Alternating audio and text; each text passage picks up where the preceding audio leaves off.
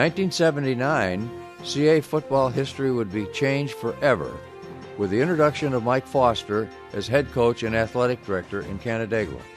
It's interesting as I reflect back on Canandaigua football and how I came there. I actually came to Canandaigua by virtue of wrestling. I was a wrestling coach at Olean High School. We had some very successful teams. We competed with Canandaigua in the at FLCC in the Bradshaw tournament. We were fortunate enough to win that tournament 2 years in a row, and at the same time that we were winning that, I found out that Canandaigua was looking for an athletic director and a football coach. I was the football coach and wrestling coach at Olean High School. Me being a wrestling coach, I wrestled against Mike Foster, and I got to know him pretty well. And then we were looking for another football coach, and I said, well, I know Mike Foster is looking for a job. I was looking for an opportunity where I could become an athletic director, where I could set the tone for an entire athletic program, and it was a tremendous opportunity. So we ended up with Mike, who was great. Mike Foster was one of the most organized coaches I had ever worked with. I mean, he had our practices written down, exactly what he wanted to accomplish. His meetings were very well organized, and Mike was always thinking, always planning ahead, and always seemed to have a plan of what he wanted to do with the next opponent coming up. He was very, very organized. We used to spend maybe 20 minutes a week getting ready for special teams. We spent 20 minutes a night doing special teams, and there was nothing that we weren't prepared for, and that was what was unbelievable with him. From 1979 to 2001, Foster would build a record of 179 wins, 37 losses, 3 ties. Well, I think the thing that one of the reasons we were successful is we were able to, over the years, establish continuity in our coaching staff. Many of my assistant coaches were with me for almost my entire tenure, and that's important to establish a program, is have continuity of staff from one year to the next. The other thing that happened was I needed to bring a balance to the run and pass game that I'm not sure if it was in Canandaigua prior to that, but I know that my personal philosophy is that's what you need to do to be an effective offensive football team. And on the defensive side of the ball, we played a very base defense, but we wanted to be fundamentally sound. We wanted to tackle.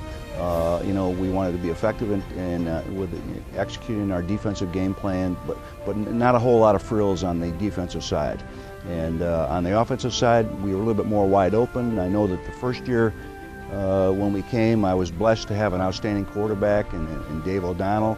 I had an outstanding receiver in Michael O'Donnell. And the first year, I think David threw for over 1,500 yards. And once we started going, and once we established, the first year we won 7 games, and the kids bought into what we were trying to do because we were successful, and then the rest really became part of history. When Mike came in as new coach in Canandaigua, he brought a little bit different philosophy. I really opened up the game offensively. We threw the ball a lot.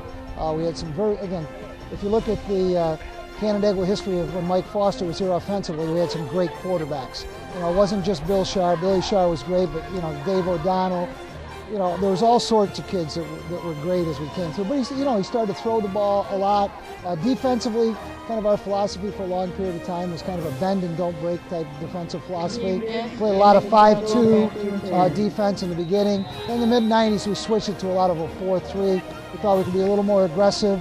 The 5-2, you have to have a lot of big inside linebackers. We didn't have those kids in our program, so it was a nice change for us. Mike was just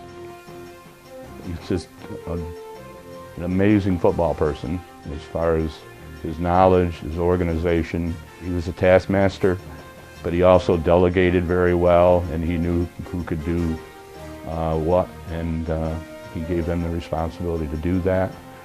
The 1984 season would end with an 8-0 winning streak, the first to tie Coach Dan Moore's 1966 season.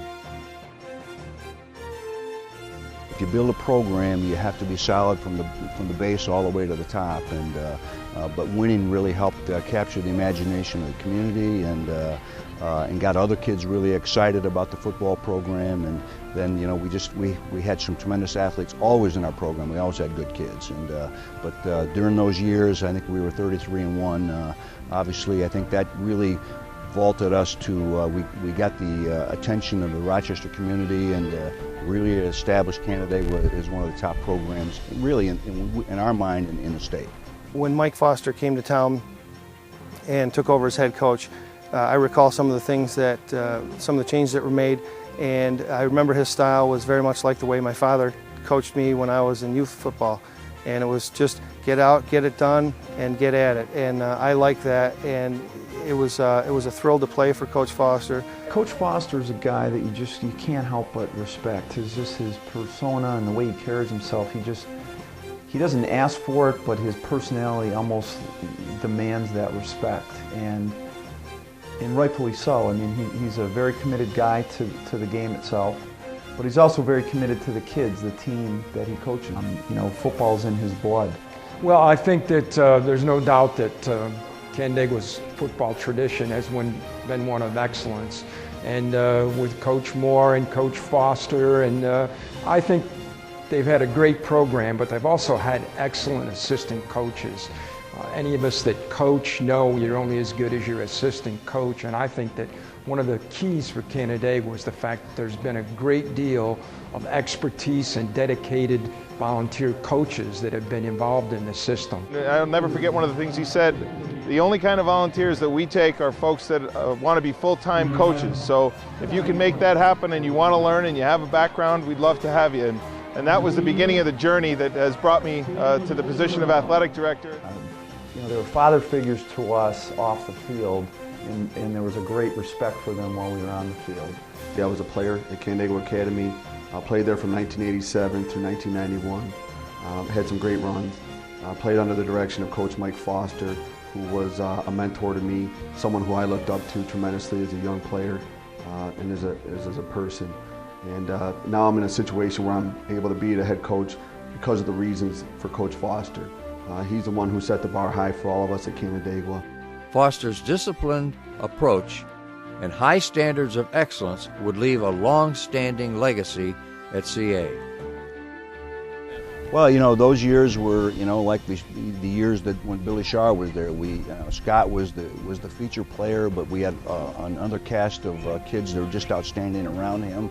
Tracy Bacon was a quarterback for us, and we came up with some big games. And I recall very vividly that when we went to Fairport, we put Fairport back on the schedule, and we went and beat Fairport at Fairport. Paulie Engelbrecht scored a couple touchdowns for us, and that really got the attention of the people in Rochester that Canandaigua was for real, and we could compete with anybody. And then during those years, you know, we didn't lose very many games. And that was a big change in our program. The philosophy, the whole bit, the offensive philosophy. You know, he was just I never forget one of our first games with him, and we rarely threw the football. We're first down at our own 1-yard line at Victor. And he drops back and throws a 99-yard touchdown from David O'Donnell to Michael O'Donnell. And that was, you know, that was just unheard of then, throwing from your goal line. But that's the way we started out with Mike, and we just were a wide open football team until he left. And now they've kind of stayed with the same philosophy here. 3 times, like if I was filming the game, I could tell by how much film we're using as to how the game was going. So if we were running the ball too much, I wasn't using much film, and of course I had a spotter there, and I called on the Mike and says, "Mike, you're not throwing the ball because the clock's not stopping, and we're not using much film." And he would use that information. Well, I'll tell you what, this story goes way back to the mid-'80s. I was a freshman in high school, and I was very involved in football, and I went to University of Rochester to watch the sectional finals. And I was waiting to get my ticket outside the stadium, and 3 huge buses pulled in. And along those buses are Canandaigua City Schools. And you know, I noticed them as they got there, and I watched every player walk off that bus including a gentleman named Mike Foster. And I didn't know who he was at the time because I was only about 14 years old. And I didn't know who the Canandaigua Braves were at the time. But I said to myself at that moment, I want to be that guy and I want to coach that team, because that was the most impressive bunch of young men that I've ever seen. And obviously they backed it up with Billy Sharr and the things that they did in the mid-'80s with the sectional titles. But it was a real honor. I learned a tremendous amount about football from Coach Foster, and you know, I could never repay him for his friendship and all the things that he's taught me about the game of football that I've been able to express to players throughout the year. Mike Foster was a great coach, super coach. He was the smartest coach in Section 5, I think. He came up with some plays that these other coaches never came up with. I think my most memorable season was when we won our first sectionals when Coach Foster came. That was quite a season to behold. The 1999 season would show a 13-0 record, finishing at the Carrier Dome in Syracuse, New York, where the Braves would take the Class A state championships. Well, winning the state championship that's the goal of every team and every coach, is to eventually, win the state championship, and that's what you're shooting for at the beginning of the season. That year was a memorable year because of the way we did it. We came from behind. We were playing Victor in the league play. We were down by 2 touchdowns, came from behind to beat them. We were down in the semifinals of the sectionals. We were down to Brighton 20-0 at halftime, and we came back to beat them 21-20, and that got us into the state tournament. So it was a memorable year. And then, of course, going to the Dome, we'd played some regular season games in the Dome, and one of the reasons that we scheduled them in the Dome was so when our kids got there, they wouldn't be awestruck by it.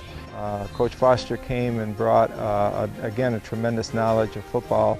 And I think one of the biggest things that he did was he elevated the coaches around him with a lot of knowledge of how to play and how to coach, and how to gain respect from the players.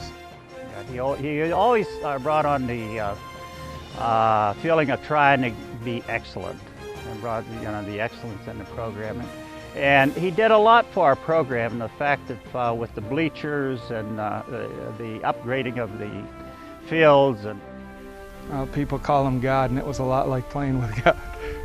Seemed like he always had the answers. He put together a great staff. He always got the most out of the kids, and it didn't matter who you were. Coach was always there for everybody. Playing under Coach Mike Foster was by far and large the hardest thing I've ever had to go through my entire life, and because of that, it prepared me for my young adult phase of life, and also as I get a little bit older. I still reflect greatly on our 3.5-hour practices during the blistering heat in August, and in just this preparation. And plus, Coach Foster was and still is just a great human being, and he'll give you the shirt off his back. The kids that he had play for him just respected him so much and learned so much. It was just a tribute to him, to the years that he had and the Canandaigua had as he went through the program. And it just wasn't one year, it was just kind of continued year after year after year. Some of Foster's CA players would later go on to play Division I college football. A few made it to the NFL, a tribute to the success of the CA football program and the long legacy of tradition started in Canandaigua. I was fortunate enough to get to the NFL, and I know it's not easy to do. I was very fortunate, and I said a lot of the reasons because I had great coaches along the way. I mean, there's so many kids that I think are talented that get lost because they don't have great high school coaching. We were at a time where it was very special because I think the coaches were ahead of the game that we had.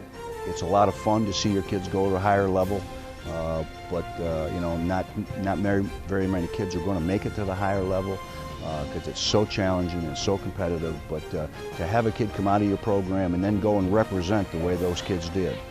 They represented Canandaigua and they represented their families so well. And as a coach, it just makes you proud when kids reach that level. But they do it, and they do it in the right way, and they represent you so well. Going to the NFL, you see, there were good coaches, but I still say today, having Coach Foster and the other coaches around the staff with Johnny Johnson and Mel Pierce and Eddie Mulheron and Jeff Sheets and all those guys, they were just a loyal group of coaches And to have that as a player was very special, and I think that's a big reason why I was able to get to the NFL and, you know, play a few years there. Best game I ever saw was Scott Green's last varsity game over at Geneva. And I watched him pick up a pass on the sidelines on the kickoff and return it, skillfully following his blockers. And I kid Coach Foster about that every once in a while. I always tell Coach Foster that this kid displayed natural football ability. And the coach said, well, don't you give me credit for coaching him that? I said, no, that's natural football ability. Coach Foster and I still laugh about that. Well, to be perfectly honest with you, coming to Canandaigua was the best move I ever did in my life. I got tremendous support from the administrations that were there. I got tremendous support from the Board of Education, and obviously the community gave us unbelievable support. And it's just I really enjoyed my career there. Canandaigua was my home, and and it's a very special place. And they say that it's the chosen place, and I think there's significance to that because it is a special place.